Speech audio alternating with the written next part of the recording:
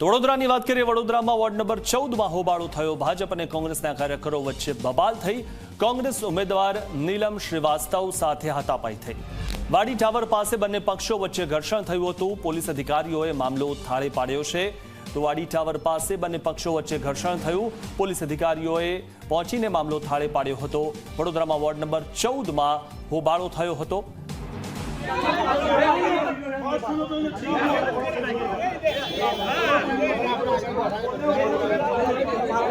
મધુ શ્રીવાસ્તવની દીકરી નીલમ આશીષ જોશી અને તેના મરતિયાઓ 2, 4, 5, 10 જે પેલા ગુંડા જેવા પેલા બોન્સર જેવા હતા એ આવીને સીધે અમારા બૂથના પર બેઠેલા માણસોને ગારાગારી કરવા માંડ્યા। એ લુખાઓ અહીંથી ચાલવા માંડ્યો, આપણે ઉતારી લેજો, નહીં તો ભાઈ 28 તારીખે તમે દેખાવો નહીં, અમે બદલો લઈશું, આમ કરી એમ કરીને જેમ તેમ વર્તન કર્યું, ગારાગારી કરી। અમારા ઉમેદવાર દીપિકાબેન પટણીનો નીલમબેને ફેટ જાળીને એમનું કાર ફાડી નાખ્યું અને એમની પર હુમલો કરવાનો પ્રયત્ન કર્યો।